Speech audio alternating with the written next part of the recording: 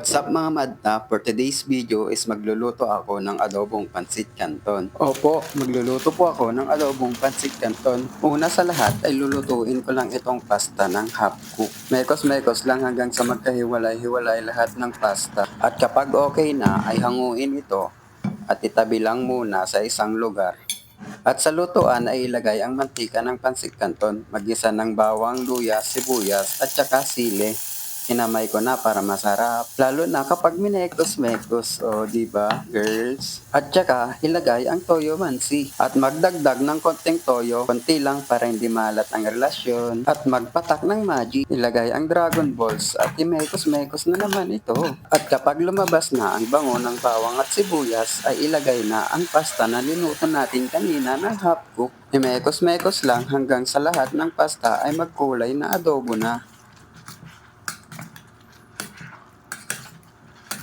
At saka ilagay ang seasoning at siling green. Tapos mekos-mekos lang ulit hanggang sa kumalat na sa lahat ng pasta ang flavor ng pansit canton. Kapag nagkulay adobo na ay patayin na ang lutuan tsaka hanguin na ito. Ito na ang adobong pansit canton kaya kumuha ka na ng kanin mo at sabayan mo kung kumain.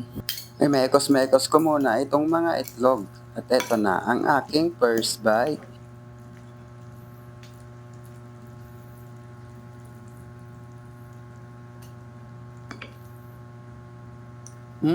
Unang subo, busog agad.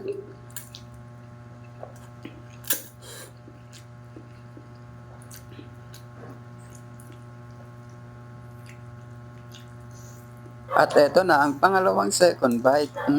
Dalawang subo pa lang pero kalahati na agad ang pansit canton. Kaya kumuha na ako ng kanin para hindi bitin yung kain. Kumuha ka na rin ng kanin mo at sabayan mo ako kumain.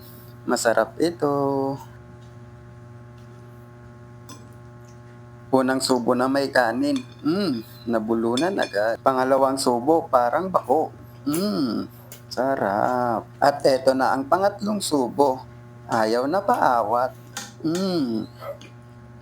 Wait lang guys, magpo-focus muna ako sa pagkain. Kaya galit-galit muna tayo.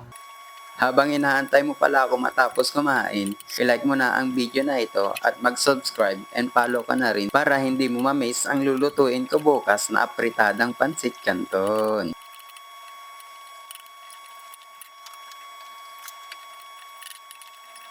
At naubos ko na nga ang kanin at meron pa akong ulam kaya uubusin ko na lang to kasi wala nang kanin.